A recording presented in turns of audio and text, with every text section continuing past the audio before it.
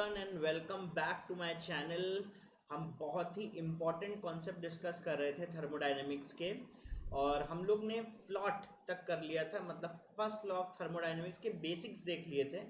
तो एक बार थोड़ा सा फ्लैशबैक में जाते हैं और देखते हैं कि हमने फ्लॉट में आखिर पढ़ा क्या। डेल्टा यू का मतलब चेंज इन इंटरनल एनर्जी, किसके बराबर? Q प्लस W के बराबर, है ना।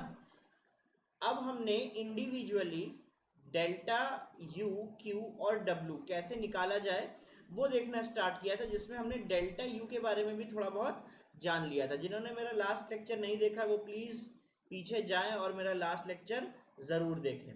तो डेल्टा U निकालने के लिए हमने देखा था कि सबसे पहले हमने इंटरनल एनर्जी U के लिए एक फॉर्मूला निकाला था। इंटरनल एनर्जी U के लिए हमने फॉर्मूला निकाला था कि U जो है वो बराबर किसके होता है?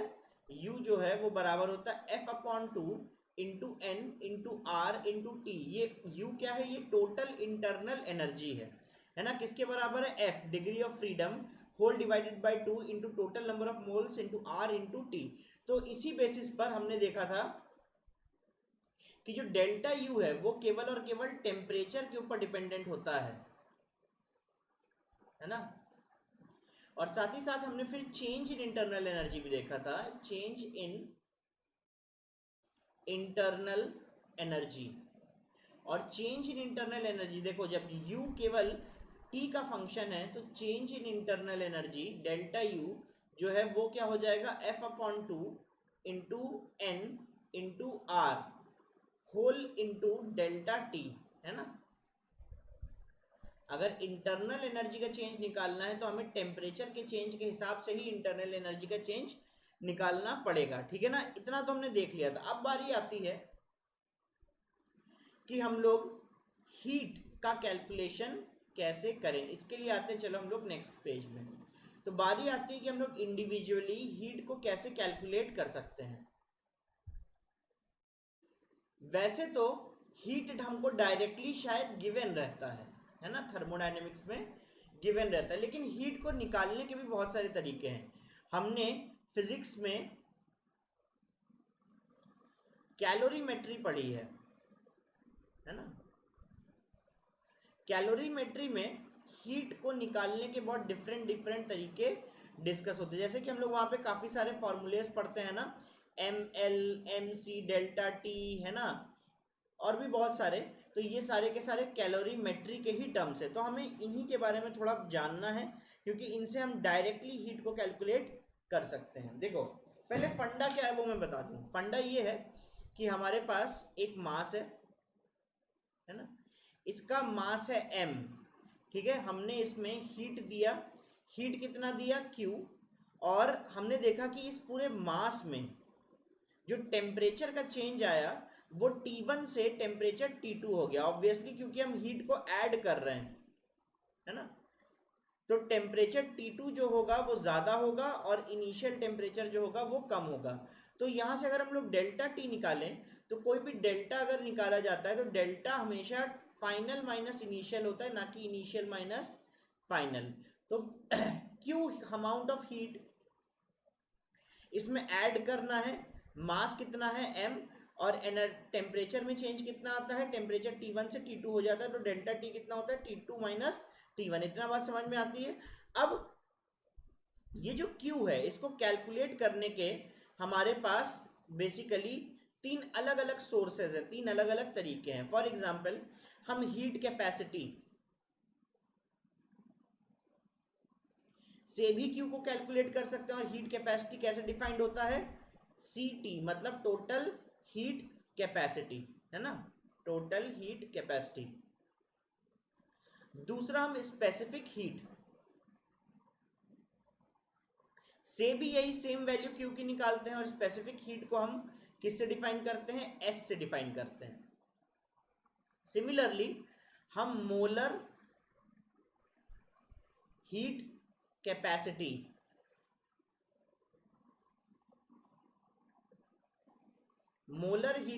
इसको हम Cm से डिनोट करते हैं। है ना। ये तीनों ही की तीनों वैल्यूज से हम लोग एक्चुअली निकालते क्या है, हम लोग हीट ही तो निकालते हैं। जैसे कि अगर स्पेसिफिक हीट है तो mc डेल्टा टी करके, है ना, या हीट कैपेसिटी हमें गिवन है तो ct इंटू डेल्टा टी, इस तरीके से हम टोटल हीट निकालते हैं।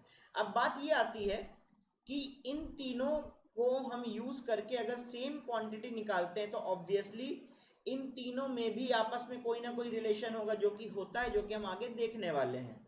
इतना क्लियर है? तो हम सबसे पहले आते हैं हीट कैपेसिटी में। ये हीट कैपेसिटी किस चीज का, किस चिड़िया का नाम है ना, डिनोट किया जाता है सीटी से। देखो ये होता क्या है, it is amount of heat मतलब Q required to raise the amount of heat required to raise the temperature of mass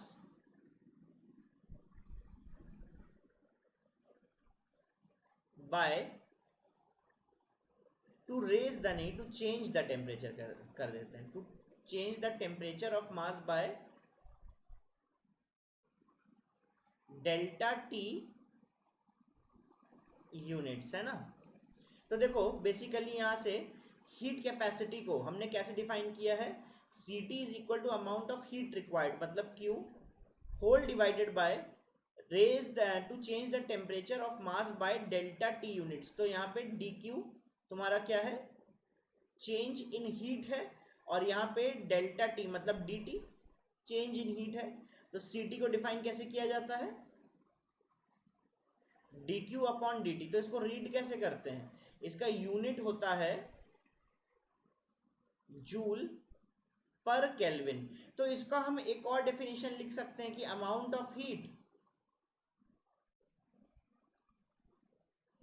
required to change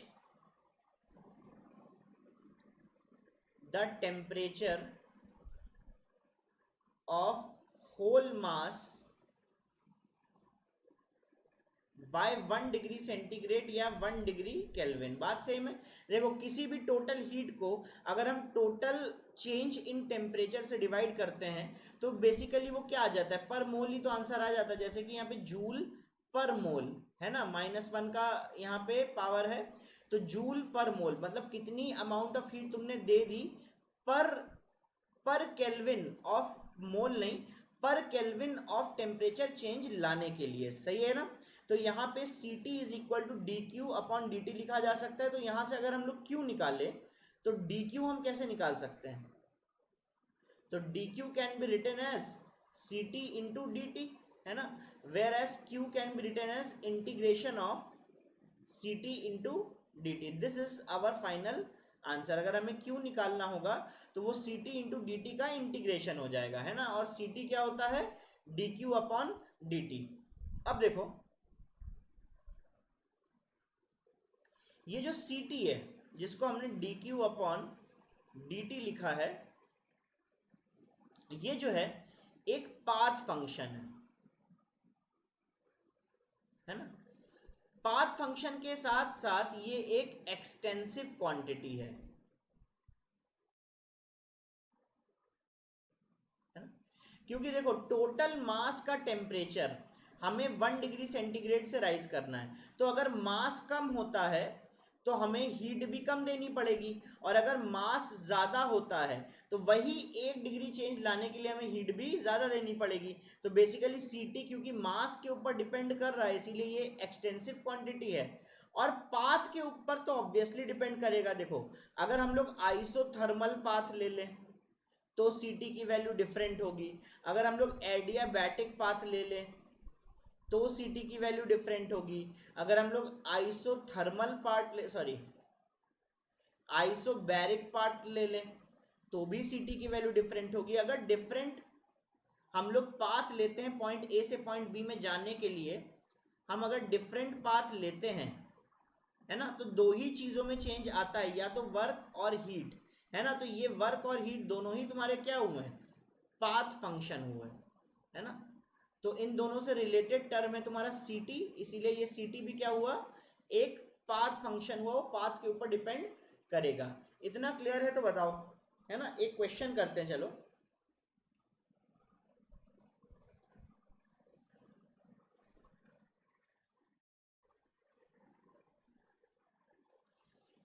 question ये है कि find Q when when uh, when a mass is heated and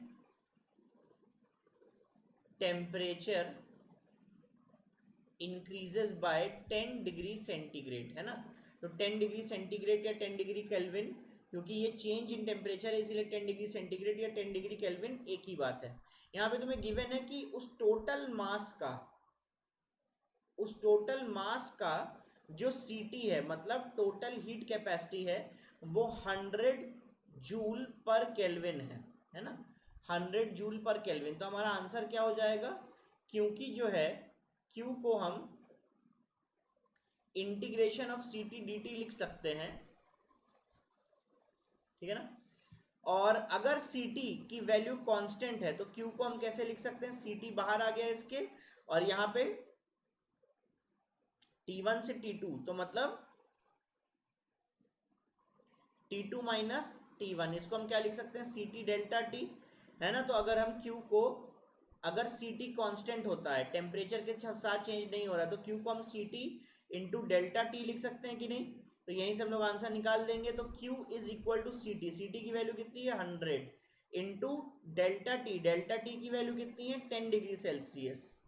तो यहाँ पे ये कितना आ जाएगा 100 इंटू 10, तो 1000 joule is the answer, 1000 joule is the answer. बात समझ में आई कि नहीं। तो इस पूरे मास में अगर हम लोग 1000 जूल ऐड कर देते तो इस पूरे मास का टेम्परेचर 10 डिग्री सेंटीग्रेड से बढ़ जाता, ठीक है ना। सेकंड पोजीशन पर आते हैं। सेकंड पोजीशन क्या है हमारी, कि इसी सेम मास को, जिसका मास m है, हमने Q वैल्यू दी थी। तो एक बार तो हमने Q कैसे निकाला, Q इज इक्वल टू,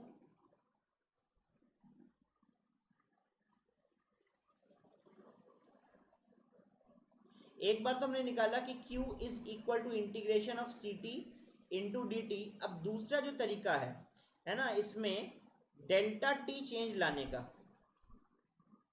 अब दूसरा जो तरीका है यहाँ पे T1 से लेके T2 चेंज लाने का, तो वो तरीका देखते हैं क्या है, और delta t is equal to T2 minus T1 वो देखते हैं। उसका तरीका है स्पेसिफिक हीट से। अब ये स्पेसिफिक हीट क्या होता है, स्पेसिफिक हीट का मतलब होता है amount of heat required to raise the temperature of 1 gram of substance by 1 degree centigrade या 1 डिग्री केल्विन। तो देखो यहां से हम क्या लिख सकते हैं कि जो स्पेसिफिक हीट है, जिसको हम लोग S से डिनोट किया करते हैं, ये जो स्पेसिफिक हीट है इसका यहां से मैथमेटिकल फंक्शन बनाते हैं। तो अमाउंट ऑफ हीट रिक्वायर्ड, तो मतलब dq, amount of heat required to raise the temperature of 1 gram of the substance. तो कोई भी चीज को अगर हमें पर ग्राम लेना है तो हम टोटल मास से डिवाइड करने पे हमें पर ग्राम मिल जाएगा, बाय 1 डिग्री सेंटीग्रेड। अगर हमें 1 डिग्री सेंटीग्रेड से टेम्परेचर को इंक्रीज करना है तो हमें यहाँ पे टोटल टेम्परेचर से डिवाइड कर देना है। तो देखो इसकी यूनिट क्या आ जाती है, जूल पर ग्राम, है ना, पर केल्विन। तो how do we read it, we read it as the amount of heat required in joules to raise the temperature of 1 gram, मतलब per gram, of substance by per kelvin, मतलब 1 kelvin या 1 degree centigrade. तो यहां पे इसका mathematical function क्या हो गया, मैथमेटिकल फंक्शन हो गया dq अपॉन m dt, है ना।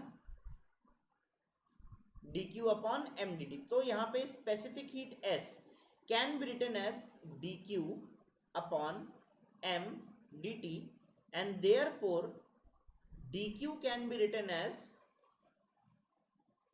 m into s into dt। ठीक है कि नहीं? और अगर हम q की बात करते हैं तो q can be written as integration of ms dt। वैसे हमें इंटीग्रेशन वगैरह करना नहीं होता है, हमारा आंसर यहीं से आ जाता है ना। ये भी हम टेक्निक सीख रहे हैं कि कैसे हम q निकाला जाए। अब बात आती है कि अगर हम कंपेयर करें CT से, तो हमने dq निकाला था, 2 पेज पीछे जाते हैं। देखो यहां पे हमने dq निकाला था, dq देखो, ये देखो CT into dt same mass का था। तो अगर हम टोटल हीट कैपेसिटी के टर्म्स में dq को लिखेंगे तो वो क्या लिखेंगे, dq is equal to CT into dt। अच्छा, यही सेम dq हम यहां से भी निकाल रहे हैं s की हेल्प से, और वो dq क्या है, m into s into dt, है ना, m into s into dt। तो केवल इन दोनों को अगर हम लोग ले लेते हैं साथ में, तो हमारे पास रिलेशन मिल जाएगा CT और S में, है ना, मतलब टोटल हीट कैपेसिटी और S में। तो dt dt कैंसिल, इससे यहाँ पे क्या मिलता है हमें, CT is equal to m times S। और बहुत ही वैलिड भी है ये, देखो कैसे वैलिड कैसे है ये, एक सेकेंड। CT का मतलब है टोटल मास के लिए, है ना, कितना हीट रिक्वायर्ड है, जबकि S का मतलब है 1 ग्राम के लिए। तो 1 ग्राम के लिए जितना हीट रिक्वायर्ड है उसको मास से मल्टीप्लाई कर दो, तो टोटल मास के लिए कितना हीट रिक्वायर्ड होगा वो पता चल जाएगा। तो ध्यान देना, टोटल हीट कैपेसिटी और स्पेसिफिक हीट कैपेसिटी में रिलेशन क्या है कि CT is equal to m times specific heat capacity. Yes, इतना हो जाता है ना। S के बारे में बात करते हैं। S जो है वो एक इंटेंसिव क्वांटिटी होती है, ठीक है ना, और साथ ही साथ ये एक पाथ फंक्शन होता है। ध्यान देना, ये क्या होता है, पाथ फंक्शन होता है और इंटेंसिव क्वांटिटी होती है। अब पाथ फंक्शन तो समझ में आ रहा है कि पाथ फंक्शन क्यों होगा। हो सकता है हम लोग स्पेसिफिक हीट जो है वो एडियाबैटिक कंडीशन में निकाल रहे हो सकता है आइसोथर्मल कंडीशन में निकाल रहे हो सकता है हम लोग आइसोकोरिक फॉर्म में निकाल रहे हो, या तो आइसोबैरिक भी हो सकता है। तो जैसा पाथ, जिस तरीके का रास्ता होगा, एस की वैल्यू वैसी होगी। तो ये एक पाथ फंक्शन है। लेकिन इंटेंसिव क्वांटिटी ये इसलिए है कि ये टोटल मास के लिए डिफाइंड नहीं है, ये केवल 1 ग्राम के लिए डिफाइन है। तो अगर तुम टोटल मास भी लोगे तो उसमें भी 1 ग्राम के लिए ही ये डिफाइन होगा, है ना। तो बाय वर्चू ये मास के ऊपर डिपेंड नहीं करता, क्योंकि अगर हम 10 किलो भी मास ले लेंगे तो पर ग्राम उसका कितना हीट रिक्वायरमेंट होगा हमें केवल वही बताना है स्पेसिफिक हीट के लिए। तो अगर हमने मास को ही कांस्टेंट कर दिया स्पेसिफिक हीट कैलकुलेशन के लिए, अगर हमने S को कैलकुलेट करने के लिए मास को ही 1 ग्राम बना दिया, तो अब ये मास के ऊपर डिपेंड करेगा ही नहीं, क्योंकि 1 ग्राम के लिए हमेशा ये डिफाइन हो चुका है। इस वजह से जो चीज मास के ऊपर डिपेंड ना करे उसको हम क्या बोलते हैं, इंटेंसिव क्वांटिटी। बात क्लियर है कि नहीं? तो ध्यान देना,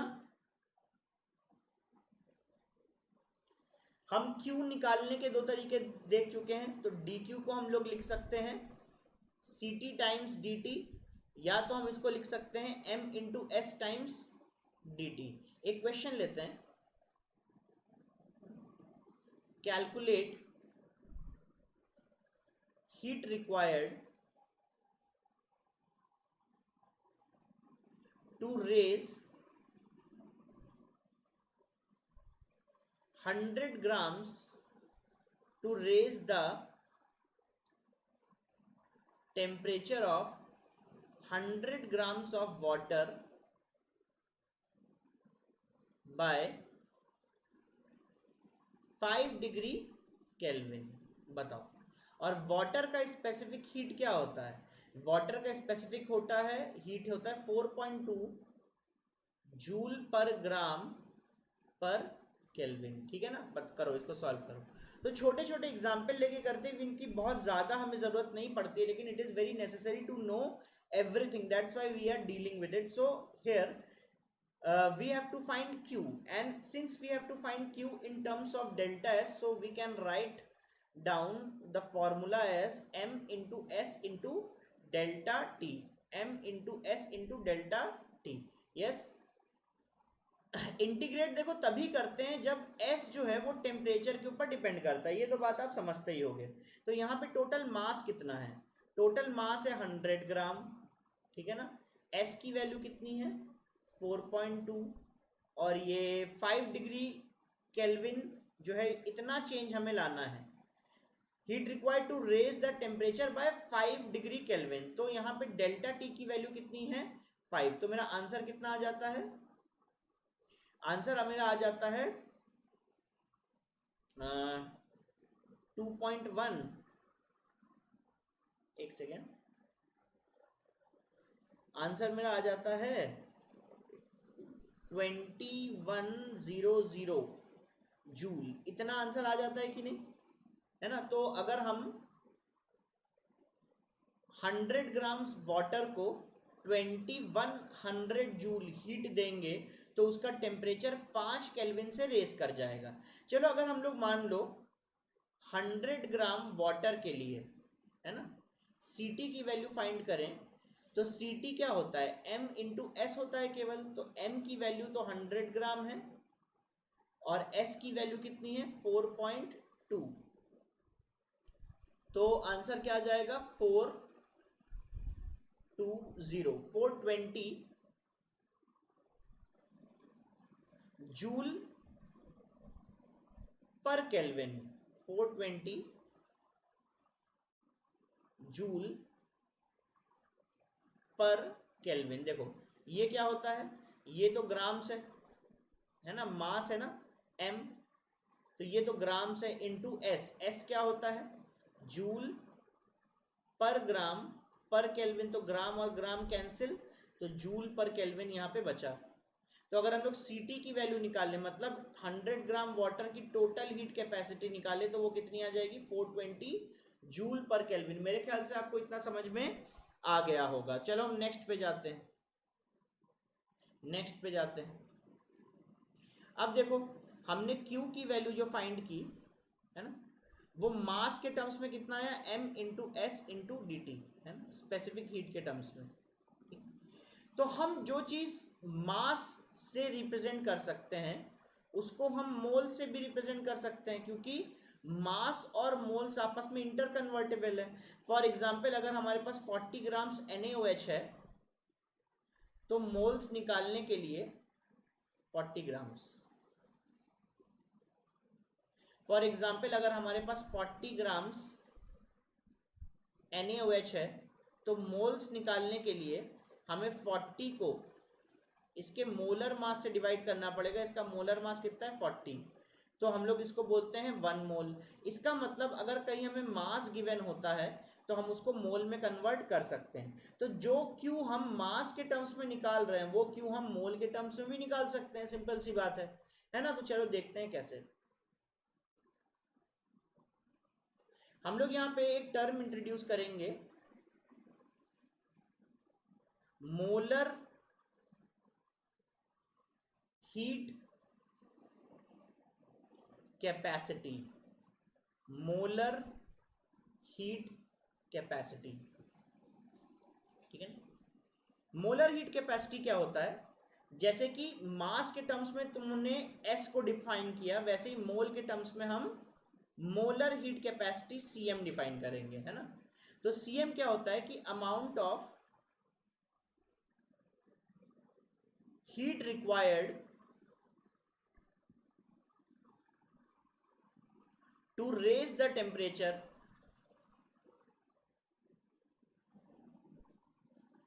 of 1 mole of substance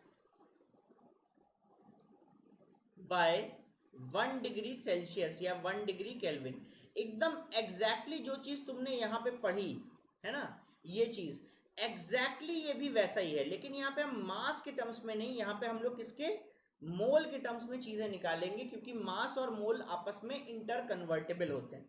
तो जैसे अमाउंट ऑफ हीट, यहाँ से अगर हम लोग मान लो सीएम का मैथमेटिकल एक्सप्रेशन निकालें, तो amount of heat required to raise the temperature, है ना, तो हीट रिक्वायर्ड तो डी क्यू हो गया, raise the temperature of 1 mole, 1 mole मतलब नंबर ऑफ मोल से डिवाइड करना पड़ेगा, substance by 1 degree Celsius, 1 degree Celsius मतलब dt से डिवाइड करना पड़ेगा, है ना।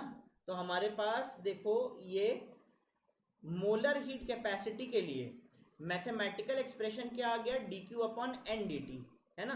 तो इसका यूनिट क्या हो जाएगा, इसका यूनिट हो जाएगा डी क्यू मतलब जूल, मतलब मोल, मतलब केल्विन, सही है ना। ये आई होप आपको ये बात क्लियर हो गई होगी। और अगर हमें डी क्यू निकालना होगा, अगर हमें डी क्यू निकालना होगा तो डी क्यू हम कैसे निकालेंगे, c n into c m into D t, है ना। और अगर मान लो सी एम टेम्परेचर के ऊपर डिपेंड करता है, तो डी क्यू जो है उससे हम क्यू कैसे निकालेंगे, इंटीग्रेट करके n C M D t से, ठीक है ना। ये हमारे पास फाइनल इक्वेशन आ गई, लेकिन हमारा काम तो यहीं से बन जाएगा। अब देखो कहानी को कंप्लीट करते हैं। हमने शुरुआत में बात की थी कि क्यू को निकालने के 3 तरीके हैं। एक तो हम टोटल हीट कैपेसिटी से निकाल सकते हैं, एक हम मोलर हीट कैपेसिटी से इसको निकाल सकते हैं, और एक हम लोग निकाल सकते हैं स्पेसिफिक हीट एस के रिस्पेक्ट में, है ना। जो क्यू हम निकालते हैं डी क्यू, मान ले सीटी के टर्म्स में वो क्या होता है, c t into D t, s के टर्म्स में क्या होता है, एम एस डी टी, और मोलर हीट कैपेसिटी के टर्म्स में क्या होता है, n into c m into D t, है ना। इतना क्लियर है कि नहीं। तो अगर हम देखें रिलेशन बनाएं, एक यूनिफाइड रिलेशन, तो सी टी जो है वो m टाइम्स s के बराबर है और n टाइम्स सी एम के बराबर है। सेकेंड अगर हम लोग रिलेशन निकालना चाहें तो रिलेशन s और cm के बीच में निकल सकता है। मैं यहाँ पे रफ करता हूँ, यहाँ पे मैं केवल कंक्लूजन लिखूंगा। तो अगर हम m s d t n c C M D टी के बराबर लिखे तो कोई गलत नहीं है, तो डी टी कैंसिल, है ना। तो m into s is equal to n, n का मतलब होता है नंबर ऑफ मोल्स, और नंबर ऑफ मोल्स क्या होता है, mass upon molar mass into c m. अब m और m कैंसिल, तो cm देखो किसके बराबर आ गया, m टाइम्स s के बराबर आ गया कि नहीं आ गया, है ना। तो यहाँ पे जो cm है मतलब मोलर हीट कैपेसिटी, वो m times specific heat capacity के बराबर है। यहाँ पे ध्यान देना ये कैपिटल M है, मतलब मोलर मास है ना। यहाँ पे मतलब ये कैपिटल M कर लो इसे, ये कैपिटल M है मोलर मास, है ना। तो यहाँ पे हम क्या लिख सकते हैं, Cm is equal to molar mass times S। बहुत ही वैलिड है, ये 1 मोल के लिए डिफाइन है, ये 1 ग्राम के लिए डिफाइन है। तो 1 ग्राम को 1 मोल में कन्वर्ट कैसे करोगे, मोलर मास से मल्टीप्लाई करके, है ना। फॉर एग्जाम्पल 40 ग्राम्स अगर मोलर मास है, मोलर मास अगर 40 ग्राम पर मोल है, तो कोई चीज अगर 1 ग्राम के लिए डिफाइन है, तो 1 मोल के लिए डिफाइन करने के लिए जो चीज 1 ग्राम के लिए डिफाइन है उसको हम मोलर मास 40 से मल्टीप्लाई कर देंगे। ऐसे ही तो होगा कि नहीं होगा, है ना। चलो इसके ऊपर एक क्वेश्चन करते हैं, अभी आपको सब समझ में आ जाएगा। चलो, calculate the heat required, calculate the heat required to raise the temperature of 10 moles of aluminium by 10 degree kelvin. हमें 10 डिग्री केल्विन से एल्यूमिनियम का टेम्परेचर जो है वो रेस कर देना है। गिवन क्या है तुमको? गिवन है कि जो तुम्हारे पास सीएम है, मतलब मोलर हीट कैपेसिटी है, वो कितनी गिवन है तुम्हें? 100 जूल पर मोल पर केल्विन। ये गिवन है किसके लिए? एल्यूमिनियम के लिए। निकालो, कैसे निकालेंगे? तो Q क्या होगा? Q होगा एन सी डेल्टा टी। देख लेते हैं पीछे से, एन सी डेल्टा टी, ठीक है ना। तो यहाँ पे हम सी को कांस्टेंट मान रहे हैं, तो इसीलिए डेल्टा टी को हम T2 माइनस T1 डायरेक्टली लिख सकते हैं। तो n की वैल्यू क्या हो गई? n की वैल्यू है 10, cm की वैल्यू है 100 और डेल्टा टी कितना है? वो भी 10 है। तो आंसर क्या आ गया? आंसर आ गया 10,000 जूल। सही है ना? ये तो हो गया पहला पार्ट। अब बात करते हैं कि अगर मुझे मान लो सीटी निकालना है। सीटी मतलब total heat capacity for 10 moles of aluminium के लिए, 10 मोल्स ऑफ एल्यूमिनियम के लिए। तो पीछे जाते हैं प्रीवियस पे, तो देखो सीटी जो है वो n इंटू सी एम के बराबर है। तो हम लोग यहाँ पे जो सीटी होगा, मतलब टोटल मास के लिए कितना हीट रिक्वायर्ड होगा ताकि टेम्परेचर कितना रेज कर जाए अकॉर्डिंग टू द क्वेश्चन, तब हमारे लिए सीटी की वैल्यू कितनी होगी? n into delta T. तो n की वैल्यू यहाँ पे 10 है और डेल्टा टी की वैल्यू भी यहाँ पे, एक सेकेंड, सीटी की वैल्यू यहाँ पे क्या होगी? तो सीटी की वैल्यू होगी n इंटू सी एम। तो सी एम की वैल्यू यहाँ पे 100 गिवन है ना?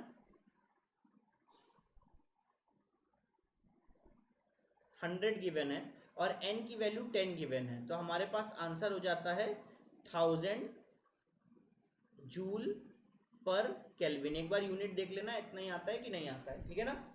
और अगर मान लो मेरा मूड और ख़राब हो गया, तो मुझे अब क्या चाहिए? मैं चाहता हूँ कि मैं स्पेसिफिक हीट निकालूँ एल्यूमिनियम का, है ना, स्पेसिफिक हीट। तो देखो स्पेसिफिक हीट क्या होता है? स्पेसिफिक हीट S जो है और Cm जो है वो इस रिलेशन में आते हैं। तो मैं ये इस रिलेशन को ऐसे लिख सकता हूँ कि नहीं? Cm is equal to m times S। तो हमें इस बार यहाँ पे S की वैल्यू निकालनी है। तो S को हम Cm अपॉन मोलर मास लिख सकते हैं कि नहीं? तो Cm की वैल्यू कितनी गिवन है? Cm की वैल्यू तुमको गिवन है कितनी? 100, है ना। और m की वैल्यू कितनी होती है एल्यूमिनियम की? 27। तो ये मेरा आंसर हो जाएगा S के लिए। और इसकी S की यूनिट क्या होती है? जूल पर ग्राम पर केल्विन। मेरे ख्याल से ये क्वेश्चन तुमको समझ में आ गया होगा। तो इन तीनों फॉर्मूलेस के किस तरीके से यूज किए जाते हैं वो मैंने एक छोटे छोटे एग्जाम्पल लेके तुम्हें बता दिए। इससे ज़्यादा फिलहाल थर्मोडायनेमिक्स में इसका इंपॉर्टेंस फिलहाल नहीं है, आगे चल के और इसका इंपॉर्टेंस आ सकता है। तो 3 तरीके तुमने सीखे क्यू निकालने के लिए, ठीक है ना। अब हम लोग थोड़ा सा और ले जाते हैं। देखो सीएम जो है ना, वो मैच करता है स्पेसिफिक हीट से। तो जो चीज़ें स्पेसिफिक हीट के लिए वैलिड है वही सेम चीज़ें सीएम के लिए भी वैलिड है ना। जो चीज़ें स्पेसिफिक हीट के लिए वैलिड है वही चीज़ें सीएम के लिए वैलिड है। जैसे कि सीएम जो है वो एक इंटेंसिव क्वांटिटी है, क्योंकि ये एक मोल के लिए डिफाइंड है। तो अगर एक मोल किसी चीज़ का फिक्स्ड है तो उसका मास भी फिक्स्ड होगा। तो वैसे ही ये केवल 1 ग्राम के लिए डिफाइंड है, तो ये भी इंटेंसिव हुआ। इंटेंसिव के साथ साथ ये एक पाथ फंक्शन है और ये भी एक पाथ फंक्शन है, ठीक है ना। तो हम केवल सीएम के रिस्पेक्ट में बात करते हैं, है ना, सीएम के रिस्पेक्ट में। तो सीएम के रिस्पेक्ट में क्यू कैसे लिखा जाता है? सीएम के रिस्पेक्ट में क्यू लिखा जाता है d q is equal to n into c m into D t, ऐसे लिखा जाता है, सही है ना। ओके, ये एक पाथ फंक्शन है ना। तो ये अलग अलग तरीके के प्रोसेस के लिए अलग अलग तरीके से लिखा जाएगा। फॉर एग्जाम्पल, हो सकता है प्रोसेस एडियाबैटिक हो, एक तरह का पाथ है भाई, पाथ फंक्शन के ऊपर डिपेंड कर रहा है ये सी एम, है ना। तो हम अलग अलग तरीके के पाथ डिफाइन कर रहे हैं। हो सकता है एडियाबैटिक हो, एडियाबैटिक में क्यू की वैल्यू कैसी होती है, जीरो होती है ना। तो डी क्यू की वैल्यू भी कितनी होगी, जीरो होगी। हो सकता है कि आइसोथर्मल हो, ठीक है ना। आइसोथर्मल में डी टी की वैल्यू कितनी होती है, जीरो होती है, ठीक है ना। चेंज इन टेम्परेचर जीरो होती है। हो सकता है प्रोसेस आइसोकोरिक हो, अगर प्रोसेस आइसोकोरिक होगा तो डीवी की वैल्यू कितनी होगी, जीरो होगी। हो सकता है कि प्रोसेस आइसोबेरिक हो,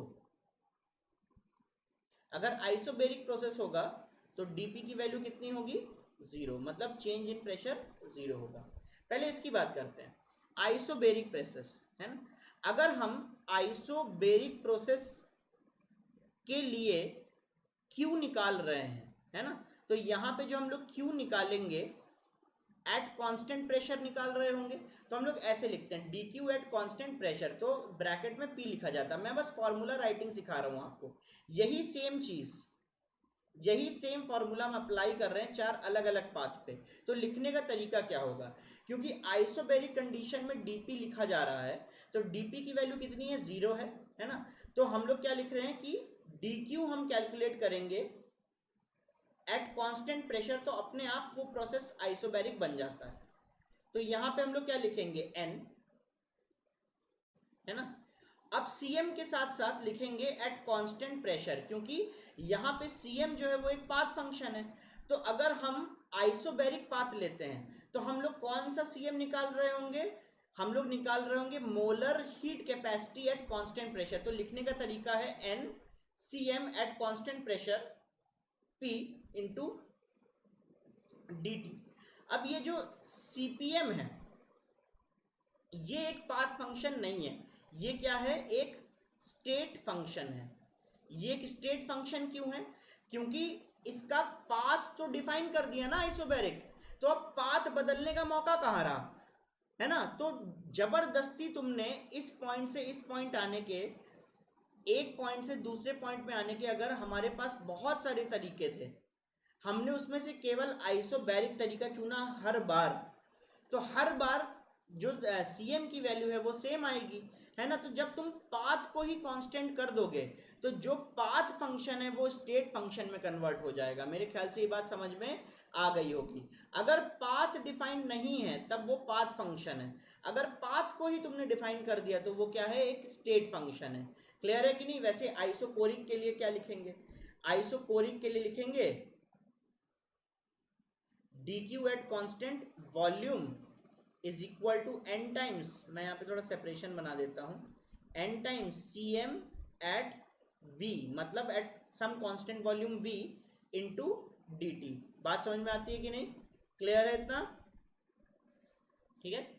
तो यहाँ पर ये जो एम सी वी है, मतलब सी एम वी है, ये भी एक स्टेट फंक्शन हुआ।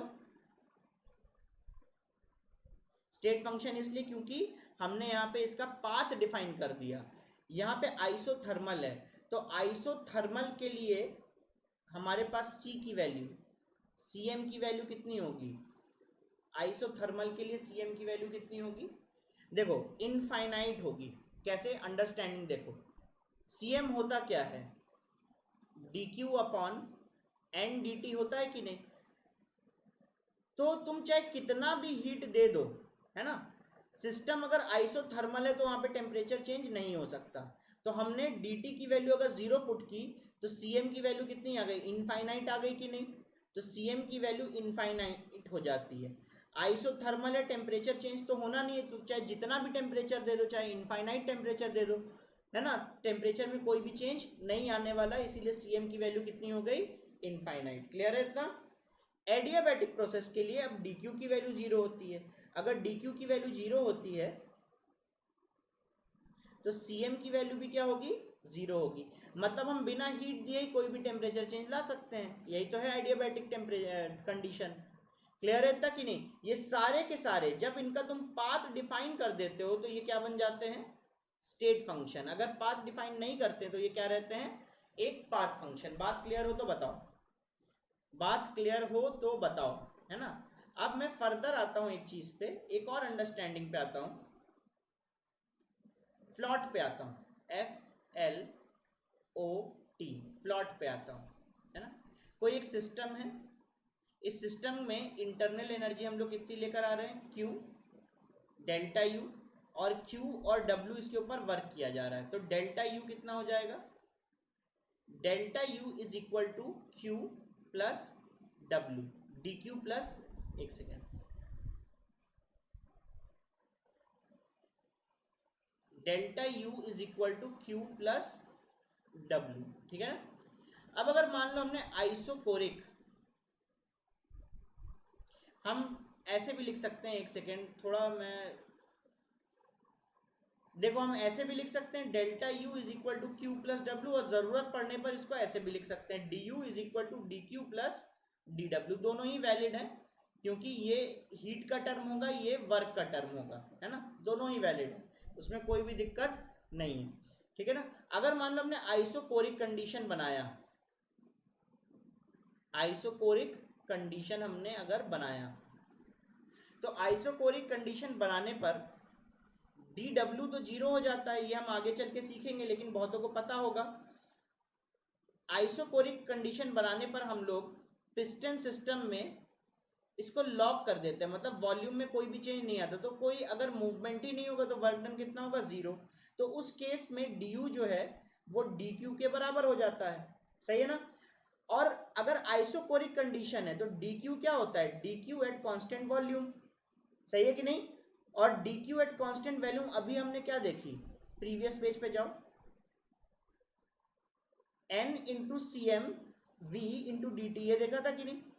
तो नेक्स्ट पेज पे आते हैं, तो d Q at constant volume हम क्या लिख सकते हैं, n into c m v into D t, ये लिख सकते हैं कि नहीं। तो ध्यान देना हमेशा, अगर हम आइसोकोरिक चेंज ला रहे हैं सिस्टम में, तो कोई भी इंटरनल एनर्जी का जो चेंज है ना, वो चेंज किसके बराबर होता है, वो चेंज होता है the heat given at constant volume, और वो किसके बराबर होता है, n इंटू सी वी। अब देखो ये बार बार m हम नहीं लगाएंगे, अगर मैं ये लिख रहा हूं तो इसको शॉर्ट में हम cv लिखेंगे बस, ठीक है ना। बाकी तुम मतलब इसका जानते हो, ठीक है ना। तो n cv dt, कितना भी इंटरनल एनर्जी का चेंज आएगा उसको हम किससे रिप्रेजेंट कर सकते हैं, N c v d t से। तो हम पीछे जाते हैं प्रीवियस पेज में, और यहां पे लिख देते हैं कि d u is always equal to, है ना, d u is always equal to d Q at constant volume, d Q at constant volume. चलो नेक्स्ट पेज पे आते हैं। अब सिमिलरली हम लोग फ्लॉट लगाते हैं आइसोबैरिक कंडीशन में, क्योंकि यही दो कंडीशन हमारे लिए काफ़ी यूजफुल है। आइसोबैरिक कंडीशन में, आइसोबैरिक कंडीशन में अगर हम लोग फ्लॉट लगाते हैं तो फिर से वही आएगा, d u is equal to d q plus डब्ल्यू, है ना, डी डब्ल्यू। तो जो डी यू है, क्योंकि आइसोबैरिक कंडीशन है तो हम ऐसे लिख सकते हैं D P plus D W, मतलब heat given at constant pressure. ध्यान देना, heat given at constant pressure जो है उसको हम क्या लिखते हैं, N C P D T, मतलब जो हमने N molar heat capacity at constant pressure लिया था उसको अभी से हम लोग शॉर्ट में केवल सीपी लिखेंगे, है ना। तुम चाहे तो पीछे चल के देख सकते हो, देखो यहाँ पे n into c p into D t है ना, और ये d Q at constant pressure है। तो यहाँ पे अगर हमें बोल दिया जाता है कि आइसोबैरिक कंडीशन है तो हमें डायरेक्टली डी क्यू कैसे निकाल लेना होता है, n C P D t से। इतना बात क्लियर है कि नहीं, ओके चलो। अब नेक्स्ट हम लोग क्या पढ़ने वाले हैं, वर्क के बारे में पढ़ने वाले हैं। ध्यान देना, इसके एप्लीकेशंस हम टाइम टू टाइम देखते जाएंगे, अभी बस हम लोग फॉर्मूला राइटिंग ही सीख सकते हैं। एप्लीकेशन जस्ट हम नेक्स्ट क्लास से सीखने लग जाएंगे, हम बहुत सारे क्वेश्चंस करेंगे इसके ऊपर। अभी तक आप फॉर्मूला राइटिंग आज सीख रहे हो, आज एक बार आप फॉर्मूला राइटिंग में माहिर हो जाओगे तो नेक्स्ट क्लास से आप क्वेश्चंस लगाने में भी माहिर हो जाओगे। मैं आपको बहुत सारे अलग अलग तरीके के क्वेश्चंस बनाकर दूंगा। क्या ये बात क्लियर है ना? तो एप्लीकेशंस हम इनके नेक्स्ट क्लास से सीखेंगे। बाय द टाइम आप इनको बार बार रिवाइज कीजिए। आज हम जाते जाते चलो वर्क के बारे में भी थोड़ा सीखते जाते हैं। वर्क है ना, वर्क डन। हम यहाँ पे वर्क डन जो है वो पिस्टन सिस्टम्स के लिए सीखेंगे, और ये in accordance to f into d x होगा। एफ का मतलब है फोर्स, dx का मतलब है डिस्प्लेसमेंट।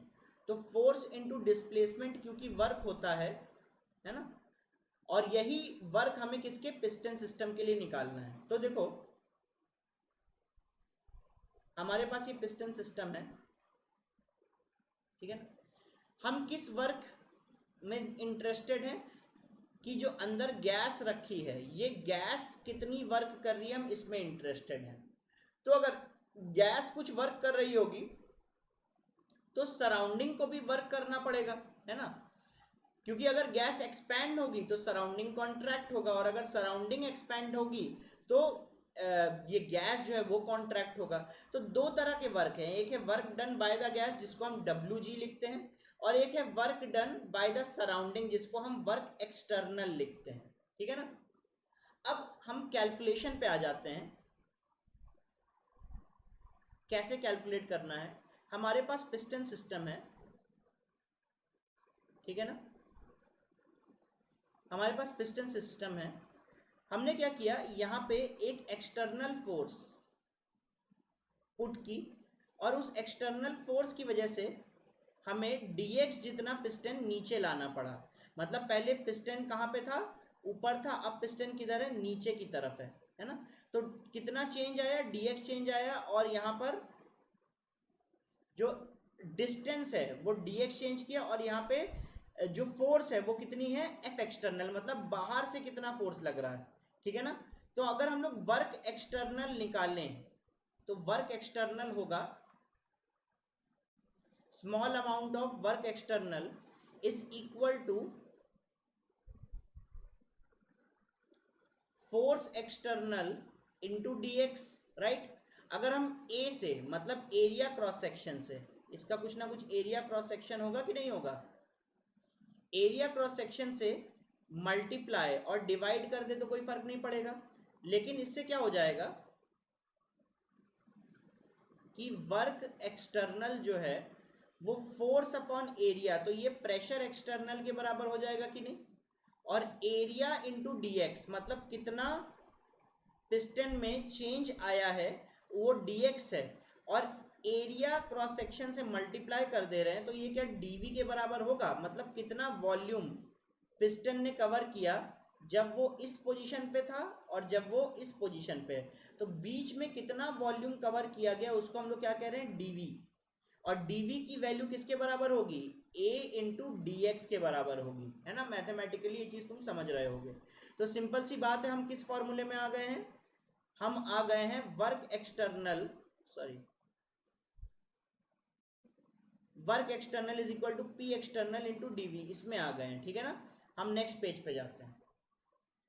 तो हमारे पास पिस्टन सिस्टम जो था, ठीक है ना, तो वहां से एक्सटर्नल वर्क किया जा रहा है, और ये जो एक्सटर्नल वर्क है वर्क एनर्जी थ्योरम से आता है कितना, पी एक्सटर्नल ना small amount of work external जो है वो कितना है, p external into d v, है ना।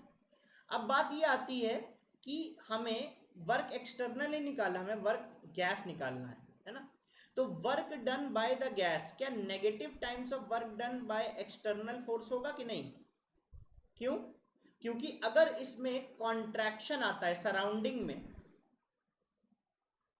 कॉन्ट्रैक्शन आता है तो सिस्टम में एक्सपेंशन आएगा। मतलब अगर ये सिस्टम ऊपर की तरफ बढ़ता है तो सराउंडिंग का वॉल्यूम तो कम हो गया लेकिन सिस्टम का वॉल्यूम बढ़ गया, तो जो work done by the system होता है वो work is done on the surrounding होता है। बात समझ में आई कि नहीं? तो हम कैसे लिख सकते हैं कि ये स्टेटमेंट एकदम इसलिए वैलिड है क्योंकि अगर कोई भी वर्क डन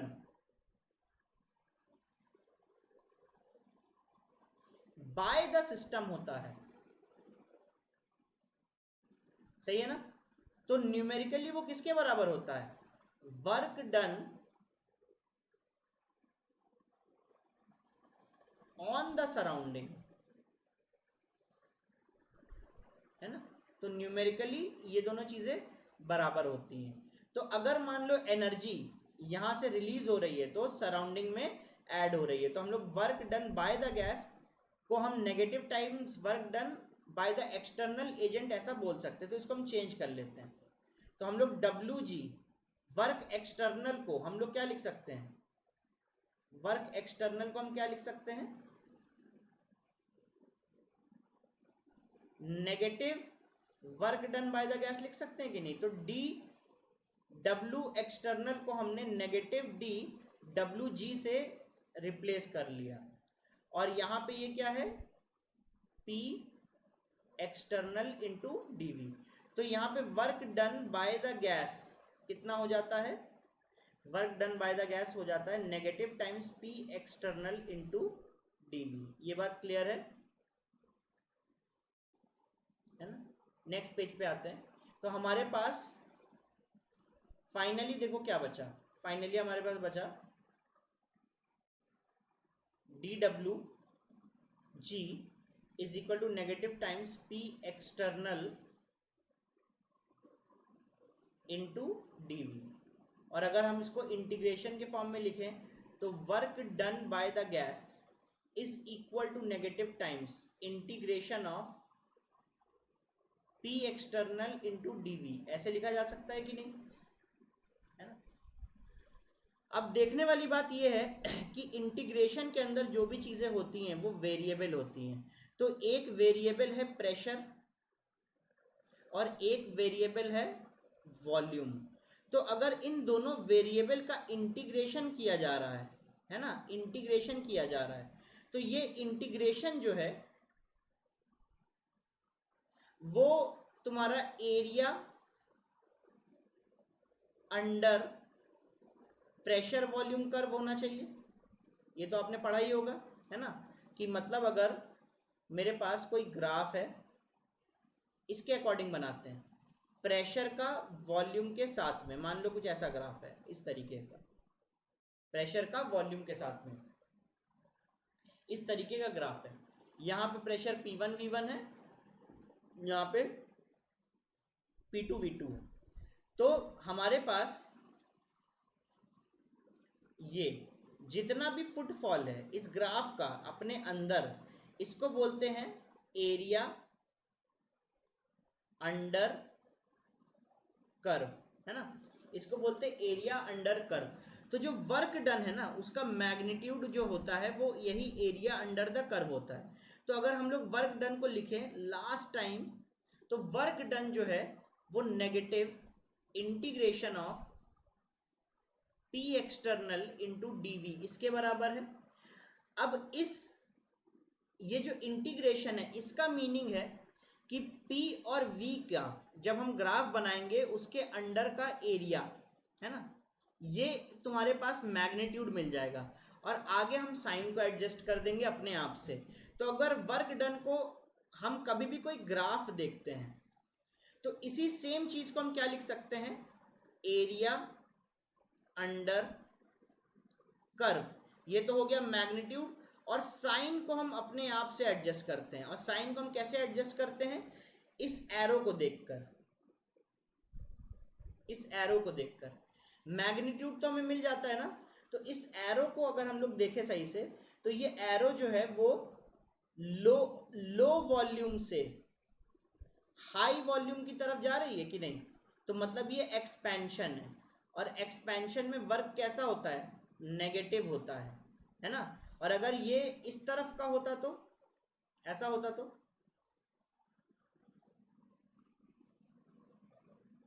तो ये हाई वॉल्यूम से लो वॉल्यूम की तरफ जा रहा है ना। तो ये कॉन्ट्रैक्शन है, तो कॉन्ट्रैक्शन का मीनिंग होता है वर्क डन का नेचर कैसा, पॉजिटिव। तो हम एरिया अंडर द कर्व निकालते हैं जिससे हमें मैग्नीट्यूड मिल जाता है वर्क का, और साइन हम अपने आप एडजस्ट कर देते हैं पॉजिटिव या नेगेटिव। मेरे ख्याल से ये बात आपको समझ में आ गई होगी, ठीक है ना। तो एक क्वेश्चन लेते हैं, एक सेकेंड, एक क्वेश्चन मैं ले लेता हूं पहले, और भी इसके क्वेश्चन हम लोग करेंगे। आज हम लोग एक क्वेश्चन करके इस क्लास को ख़त्म करते हैं, ठीक है। हमारे पास एक प्रोसेस गिवन है, इस प्रोसेस में हमें फाइंड करना है, find delta U for the process, ठीक है, बाय फिगर। हमें एक फिगर दी गई है, उसके बारे में हमें बात करनी है। तो और हीट सप्लाइड, और ये गिवन है कि heat added Q is equal to positive 100 joule. और किस प्रोसेस के लिए, इस प्रोसेस के लिए। देखो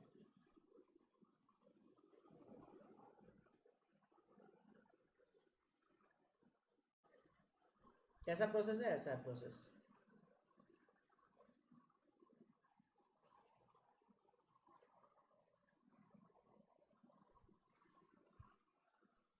ठीक है ना, ऐसा प्रोसेस है। यहाँ पे P मार्क्ड है, यहाँ पे V मार्क्ड है, ठीक है ना। बोला गया है कि ये जो है ये 1 बार है, और ये जो है ये कितना है, ये 2 बार है।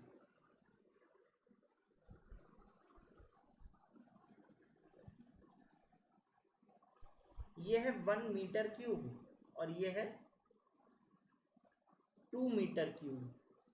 अब इस प्रोसेस के लिए हमें क्या फाइंड करना है, डेल्टा यू फाइंड करना है। तो डेल्टा यू फाइंड करने के लिए क्वेश्चन आंसर लेते हैं।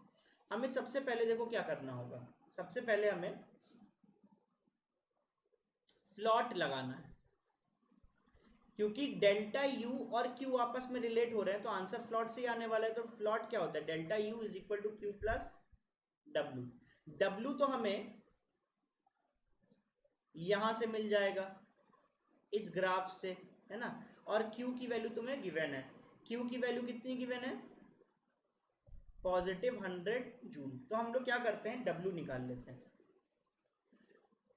तो वर्क डन हम कैसे निकाल सकते हैं, work done W is equal to, अभी हमने थोड़ी देर पहले पढ़ा, negative integration of P external dV which is also is equal to, अगर हमें ग्राफ गिवन होता है तो area of curve into sign हम अपने आप से एडजस्ट कर देते हैं, ठीक है ना। और ऐसा गिवन है प्रोसेस। तो चलो आंसर निकालते हैं भाई। एरिया अंडर द कर्व निकालो पहले तो, है ना। एरिया अंडर द कर्व निकालो, चलो। तो वर्क निकालने के लिए, W निकालने के लिए एरिया निकालना पड़ेगा। एरिया हमें क्या देगा, मैग्नीट्यूड देगा। तो देखो एरिया मुझे क्या दिखता है, यहां से यहां तक तो है 1 यूनिट, है ना, लेकिन वॉल्यूम का यूनिट है ये।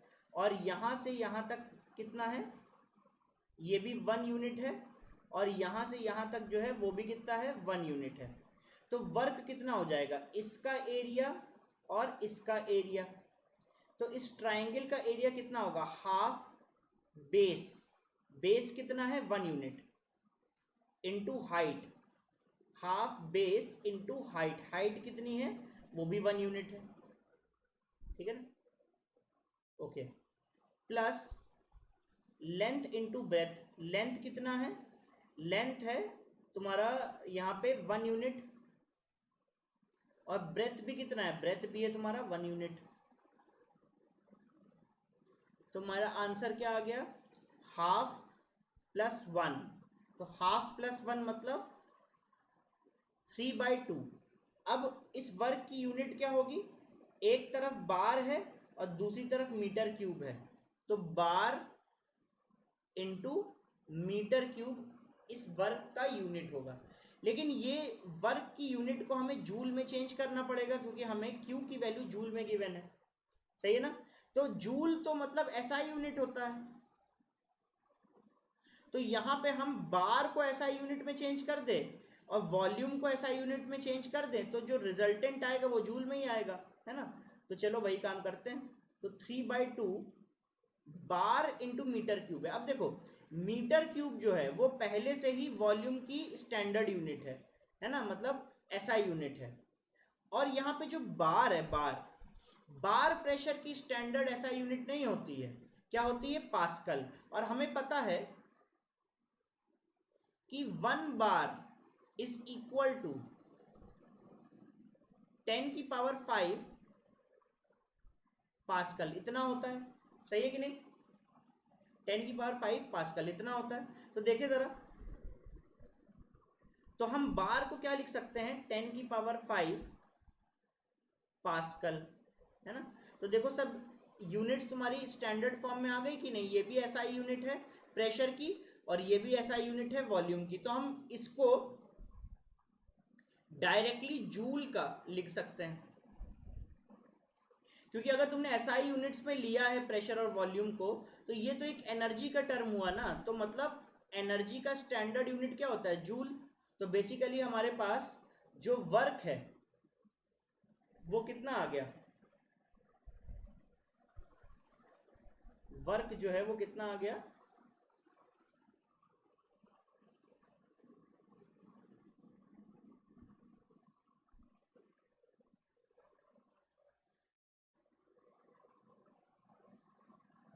वर्क जो है वो आ गया 1.5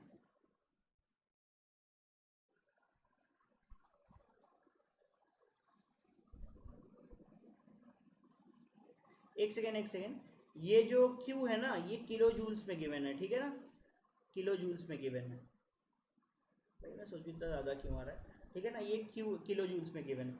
तो वर्क देखो कितना आ जाएगा, 1.5 इंटू 10⁵ जूल्स, ठीक है ना। तो नेक्स्ट पेज पे आ जाते हैं।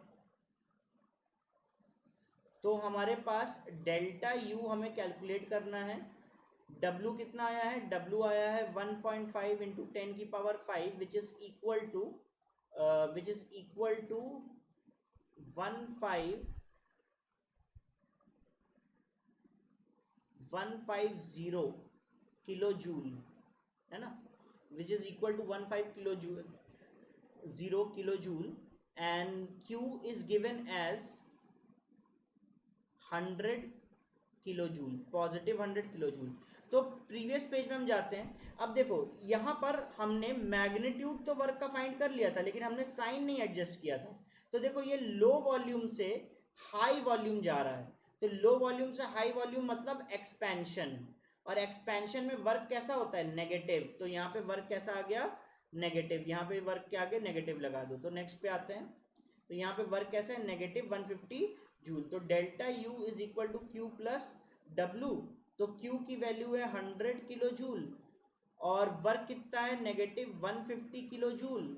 तो हमारे पास डेल्टा यू कितना आ जाएगा, नेगेटिव 50 किलो जूल,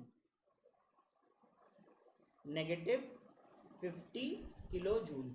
मेरे ख्याल से क्वेश्चन आपको समझ में आ गया होगा। नेक्स्ट क्लास में हम बहुत सारे और क्वेश्चंस बनाएंगे। तो आई होप कि आपको ये चैप्टर पसंद आया होगा और नेक्स्ट क्लास में रिवाइज करके ज़रूर आना ताकि हम फर्दर डिस्कशन बहुत स्मूथली कर सकें, ठीक है ना। ये क्वेश्चन ये इस सीरीज में अगर आपको यहाँ तक समझ में आ जाता है तो चीज़ें आगे बहुत ज़्यादा टफ नहीं है, वो ईजी होंगी, है ना। घबराना एकदम नहीं। Thermodynamics is a very tough subject but we will try to make it easier for you, right? Thank you.